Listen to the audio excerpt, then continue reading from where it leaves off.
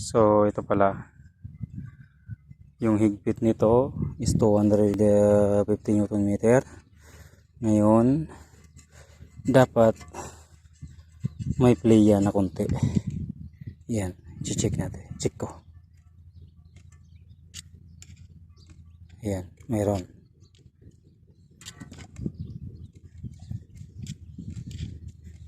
So may play. May truss washer yan dito. Ayan o. Ayan, truss washer. Saka yan, kabilaan yan, ilalim saka dito. Yan. So may play siya. Na kunting-kunting play lang. Itong truss washer na to is napakahalaga nito. Napakahalaga nito dito. Kasi pag mawala ang truss washer na yan at malaki ang clearance nito, ang play na yan at sobrang laki, masisira ang makina. Masisira to. Pwedeng mabasag to.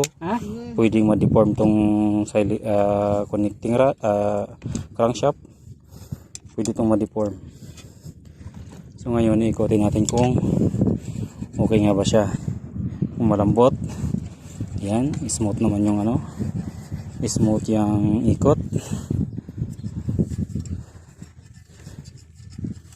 So ang ano nito, ang crankshaft bearing nito is standard. Standard pang crankshaft bearing ito. So okay siya. Okay yung ikot niya.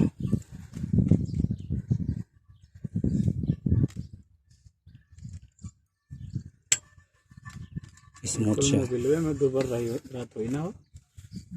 Smooth na smooth siya. Dapat ganyan.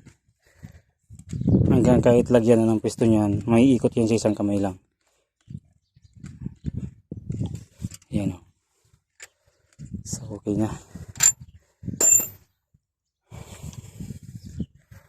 Ikakabit ko yung ano, yung bill housing kasi patatayuin ko to para magkabit ng liner. So sige po mga lods, salamat.